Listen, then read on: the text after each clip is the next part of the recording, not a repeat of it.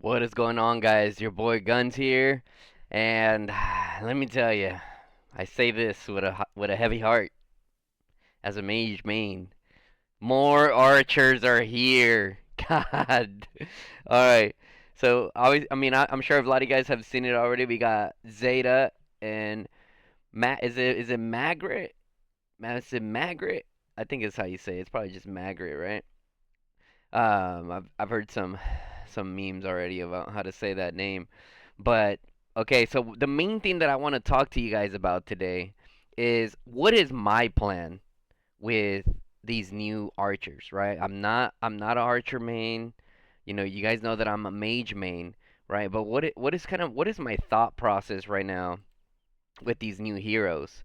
Now, um obviously they're gonna be part of the meta, guys. They're gonna be part of the meta. Um, we kind of see majority of the people running about the same five range stack right now, and this March is for sure gonna go in there. I mean, it kind of has to be, right? If it's not slightly better than Syndreon Freygar or someone else, then or bring some kind of utility that can help your entire line be better, then people wouldn't invest in it, right? So I highly doubt that it's not going to be a good one.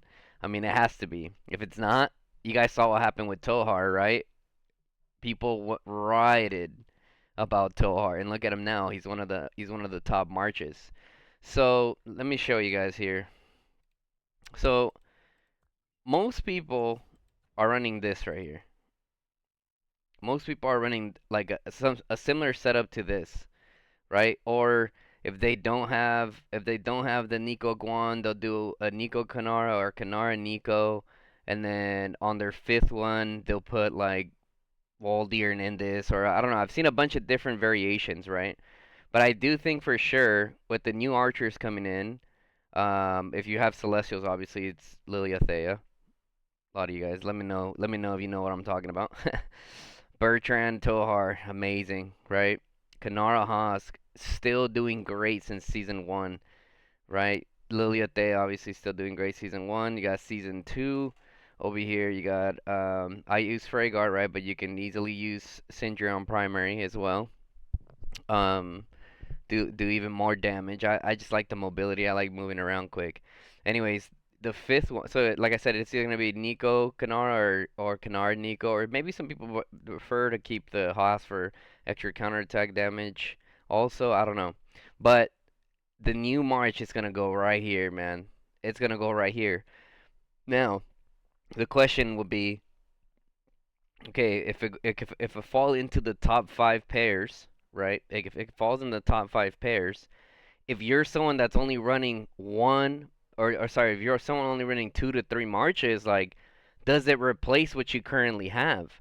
Now, that depends on the level of investment, right? We saw in the beginning, like Lilia Valen was absolutely smoking Bertrand Tohar at first, right? And then the patch came along, um, and then by then we kind of already had them both awakened. They were at a pretty high point that I had them, so it'd be hard to see, right? But for most people, a lot of their current marches won't be replaced yet. So what do you do, right?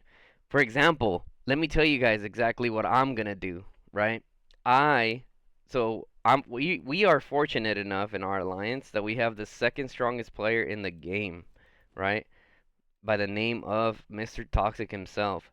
He's gonna awaken him, and you already know we're gonna be knocking at his door looking to come over, um, to test these new heroes. And one of the things I want to test is, like, for one, obviously everyone wants to know, like, Singeron Freygar or the new pair. And that is a very good question. That is the main thing that's been on the forefront of my mind, guys, especially as a mage main. For you main archers, no doubt in your mind, you're going straight for it, right? I'm sure either, you're close to awakening your other heroes that your Singeron Freygar. Or you already did, and then you're ready for the new archers already, and you saved a bunch of tokens or whatnot, right?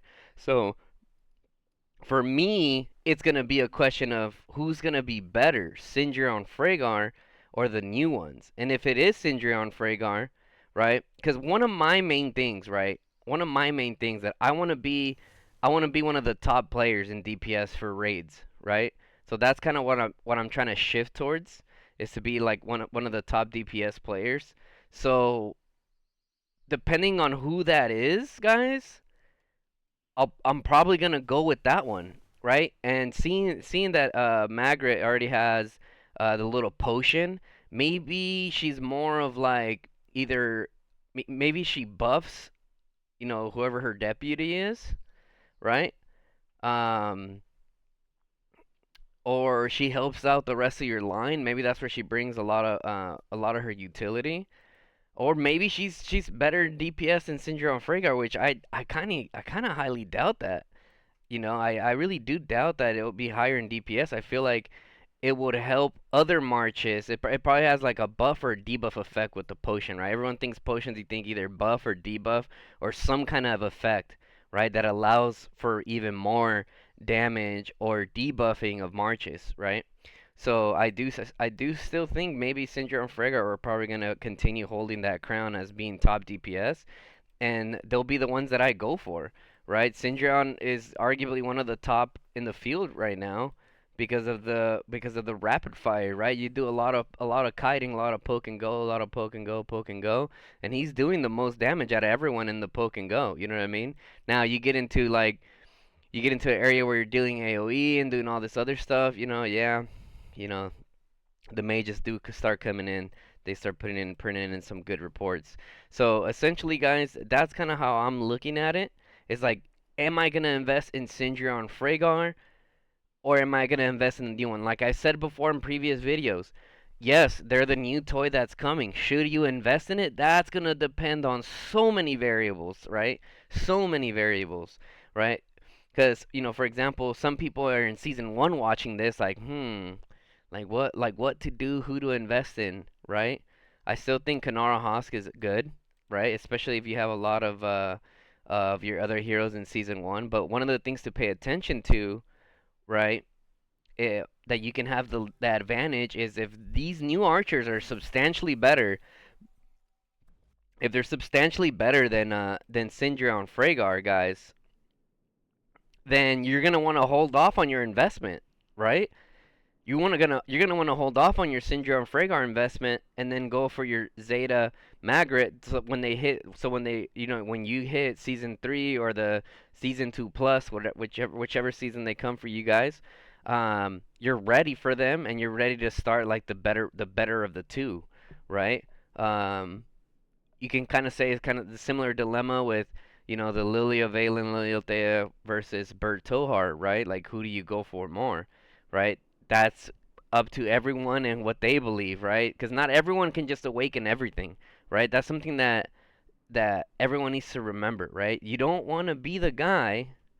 Trust me, guys. You don't want to be the guy who has a bunch of 533, 522 all over the place, just stacked everywhere, right? See, for example, me, like my Goresh, he's so close to getting Awakening, right? And then after that, I'm gonna be working on my Skogul, right? She's not close, but maybe after a few wheels or whatnot, she'll be a little bit closer. But just be working on the tanks are just like my passive thing, right? I don't even have that many um, tank units anyways, but yeah. So one of the things to consider, right? So okay, what kind of tips do I got? Consider your investment level, right? Like how fast, okay, how fast are you awakening heroes, right? So for me personally, I'm awakening like a hero and a half. I say, yeah, about a hero and a half every season, roughly. Sometimes if I'm feeling a little crazy, I can awaken two of them in a season, right? That's kind of seems to be the average. I'm awakening about one and a half a season, roughly. So you gotta really if it takes you 2 seasons to awaken a hero, right? So what you need to do is stay tuned, subscribe to your boy. Yeah, I'm gonna be talking with all my archer mains. I'm gonna be doing testing, fighting them against a bunch of different variations of archers and seeing what is it that the value is doing. So what I'm saying is hold off on your investment if you don't if your spend level's not as high. Some people that have been waiting for these archers are gonna full send, and it's gonna benefit them anyways. So you do you. Some people kind of like myself. I've kind of taken this. I'm after going crazy on Tor and Bertrand with the max Mirage Orb and a max Spear. Yeah, I gotta take it easy a little bit on the budget. For Queen Guns comes over here and smacks me up the back of my head. So anyway, so I'm kind of going more towards the passive route now. So I'm gonna be doing a lot of testing. I know I've said this again, or I've said this before, but the main thing now is who to invest in, Syndra Fragor or Maggrat and Zayda, right? So the other thing too, personally, right? Me personally, I think I'm probably gonna be going for Zayda first, right? I think I'm gonna be going for Zayda first because I can get her awakened faster, substantially faster than Maggrat, right? Because I have no tokens in the bank right now for Maggrat. And Zayda, you guys know that I like switching to Spring Warden, right? I'm assuming here that she's gonna be the flying one, right? Maybe it's Maggrat that's the flying one. Depending on who the flying one is, that's who I'm gonna go for first because I do switch to Spring Wardens on and off. You guys saw, like, I'm already switched back to League of Order because we have Roots of War coming up this weekend. But for me personally, that's kind of who I'm gonna go for first is whoever the flyer one is, right? Because come time for Spring Warden time, switch hats and boom, now I'm hitting them with that, right? That's what I'm saying right now. That's kind of the plan of who I want to invest in first is the flying one because it brings more utility to my lineup, especially when I switch over to Spring Warden. On top of that, once again, recapping. Is it going to be better than Syndra on Fragor? Let me know what you guys think in the comments below. Do you guys think Syndra on Fragor is going to continue being the king and queen of DPS? If that's the case, then we're going to go with them, right? Because one of the things that I want to add to my tool belt is to be very um uh be one of those players that's always top and not always top, but at least top five in DPS. Like when people see you, they're like, okay, thank God he's here to help us, right? Because right now I'm rocking believe it or not, I'm rocking Syndreon and Haas, guys. I'm rocking Syndreon and Hoskin raids, walking in there looking goofy as hell. Even up 5-1-2-3, I'm still like top 12 in DPS. Yeah, like top 12 or top 10, right? I mean, obviously there's a lot better, combinations or whatever. I did have tried my Syndreon and Fragor at the skills that they're at, but the Haas still does really well. I think because of the normal attack boost. Um, but man, I'm excited, guys. I'm excited. I'm excited. Now I see why Rusty Max made that face, guys. Of when he probably saw Maggrat and was like, "What the hell?" The Zeta one, I wonder if they showed him a different picture, or she was also funky looking and they made like some quick adjustments to make her look, I guess you can say a little bit more presentable. Um, Right, but I mean, I've watched a lot. I watched Sneaky's video, and then I also watched. I think it's not casuals. I think it was not casuals. I may be wrong, but anyways, I watched a lot of their videos and their predictions. And it seems to be that everyone's kind of like on a same path of it's gonna be some kind of like buff, debuff. You got the snake back here. There's probably gonna be some kind of poison, right? So I mean, I kind of agree with them too with the poison part of it, right? 'Cause you see the snake back here, right? You see the snake eyes here, right? You got the poison, so I feel like there's gonna be a lot of like damage over time, so like bleeding, kind of similar to you know how Craig has it and Guanwin has it. And believe it or not, guys, people have been saying Nico Guanwin going crazy out there in the field, and I don't doubt it. I don't doubt it.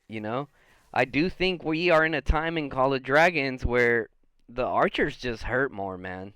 The archers, like, sure, if you have your Lilia Valen and then your Bird Tohar there also with also Max Inferno and Orb, yeah, of course you're gonna do even more damage, right? You're bringing more tools to the fight. You got some AOE, you know, you got the orb that does just crazy damage to archers. Even archers don't want to step up when they see me, right?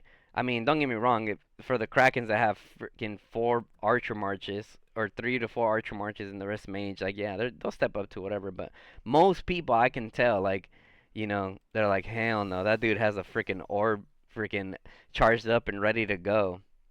So, that's gonna be my tips for you guys.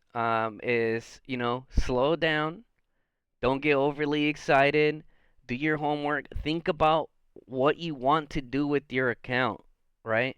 You want to be better, a little bit better in raids, but at the same time be able to do good in the field, right? Because think about it this way too, right? If Syndrome, Freygar, and Maggrat and Zayda are about similar in DPS, but Syndrome and Freygar does way better in the raids, you get more out of the other one, right? Especially with season 3 around the corner, right? You're gonna have the new final boss. I'm assuming there's gonna be a new final boss, right? There has to be. So that's kind of like how far ahead I'm thinking, guys. I want to be ready for that. New behemoths and you know get those new frames, get those new borders in the frames and all that. So, um, yeah, guys, just think about your account, what you want to do with it. If you can afford to go straight into it, just go straight into it. I'm sure they're gonna be great. Um, but yeah, with that being said, guys, let me know in the comments below what you guys are doing and planning in preparation for these new heroes to come in, right? What are you doing in preparation for the new heroes to come in? For example, don't use your legendary hero tokens, guys. I purposely haven't used mine. I could awaken Gorish right now if I wanted to, but I'm saving these up right here just in case, right? Just in case. Either for maybe down the road. Maybe I just save them completely for new mages that are coming down the road. I don't know. Maybe I put them into the new Archer March. Maybe I become a mage archer hybrid. You just never know, guys. So, that's essentially my ideology with this video. Is I want to help you guys be able to plan properly for your account and when there's new heroes coming around, right? Because imagine they didn't fix Tohar and everyone that dumped all their tokens immediately into the hero just regretted it. Bro, yeah. So let that sink in. Let that sink in. Or they fixed him and he's better, but he's like not special, right? But obviously we know the cow is amazing, aka Pumbaa and Timon. So let that sink in and really truly think about that, right? Before you go off and put your whole investment into it, guys. So with that being said, guys, that's going to be it for this video. Make sure you drop a like on the video if you kind of like my tips of how to be ready for the new commanders. And kind of like the whole thought process of how I think about account optimization. Um, Make sure you share with your friends to kind of help your buddies start developing that mindset of how to properly optimize an account, right? So, with that being said, guys, it's your boy Guns. I'm out.